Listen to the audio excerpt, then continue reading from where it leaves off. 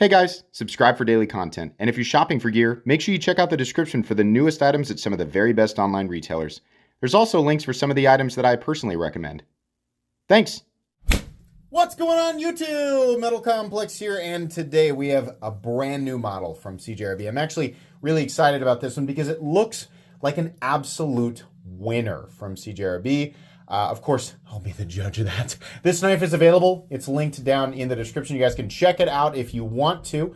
It does help my channel when you use those links, but that's up to you. Thanks to CJRB for sending these in. This is an unboxing, not a review.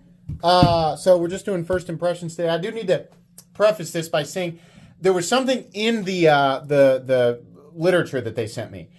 Something very specific about the pricing. They listed the MSRP as being $40. That suggests that the street price will be less, which is really cool. If you can get down there 35, 30 even, that's pretty cool. CJRB has released the Pyrite Lite, which is right here, for $30. And that's an amazing, that's one of the best budget knives of 2024 in my book. So if that's the same for these, that'll be really interesting. So what I did is, because these are available on the CJRB website, I went to Amazon to see if they were listed there yet. They are. The price isn't lower. That doesn't necessarily mean it won't be when it starts to make the rounds. But I did notice that the reviews, there are only 4 reviews. I know, people are like, why are you reading an Amazon review? If you leave a review on Amazon, like, I don't know, maybe we still need them. I just don't trust them, right? And I was right. Well, I assume I was right. Maybe that's a bit presumptuous, right? Anyways, there were some... The reason I say that is because the reviews on Amazon, 2 of the 4, said that they were too hard to reverse flick. So we'll see. Let's find out if the Amazon reviewers are correct. Is this new CJRB Acacia too hard to reverse flick? I assume what's in the other box is the same. It's just a different color.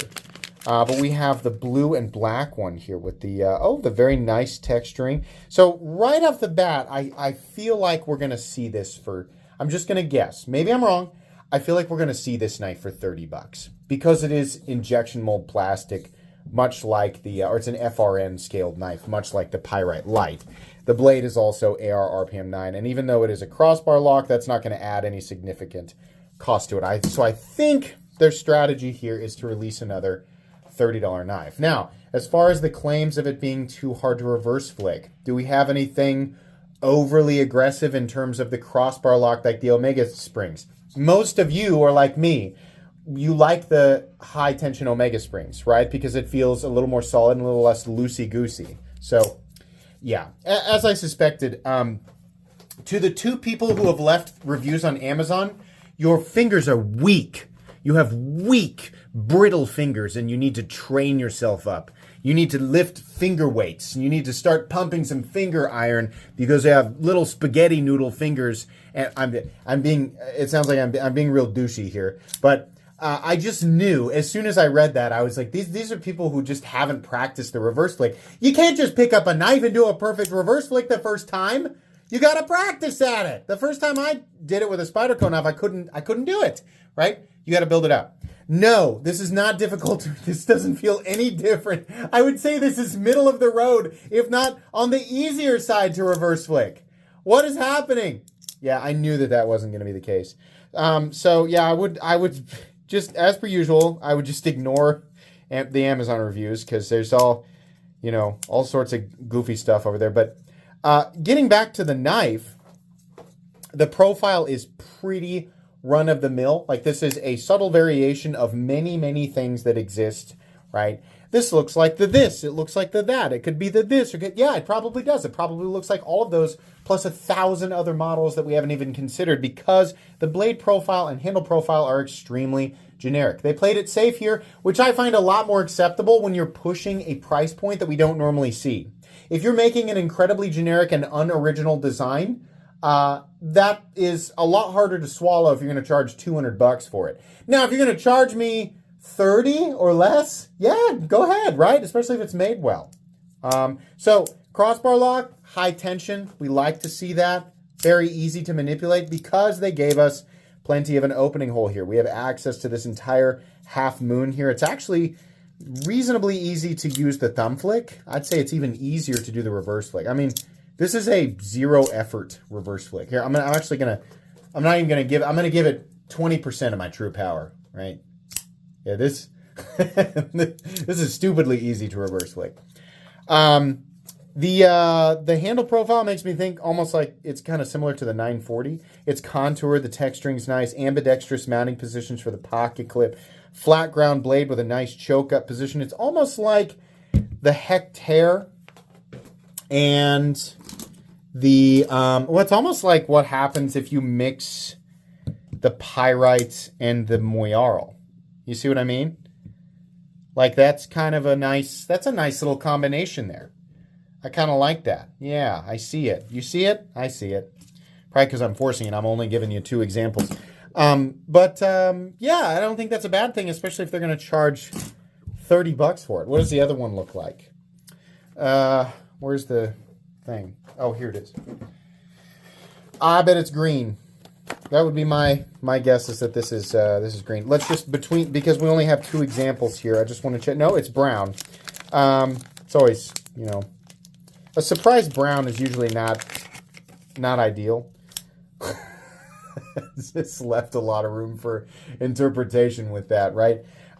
So as far as how this one feels versus the blue one, it feels exactly the same.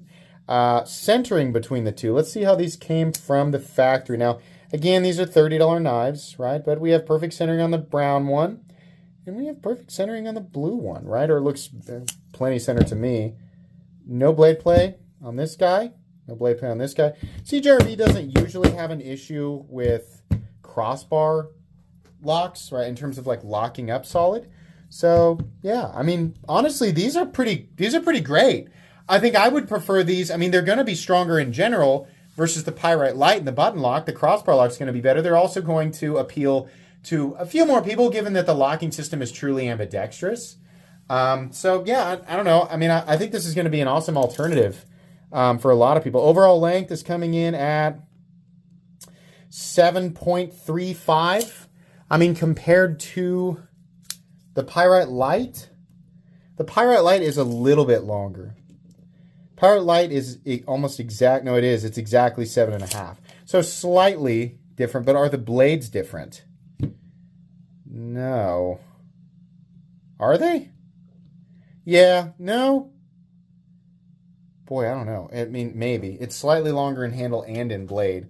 In terms of cutting edge length, Pyrite Light is 2.85.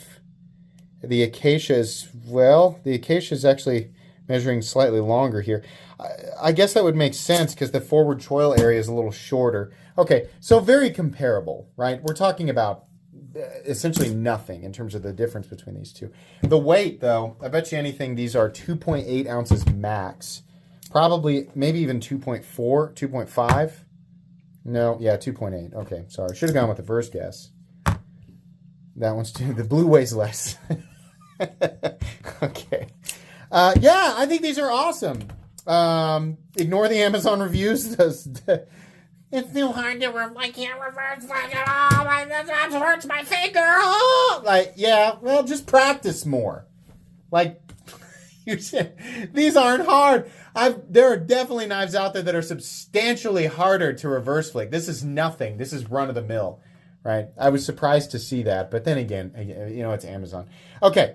That's going to be it for unboxing and first impressions. These will get reviews, but down the road. So far, they seem pretty good, but I'd like to see them actually drop to that $30 price tag that I assume they're attempting to hit.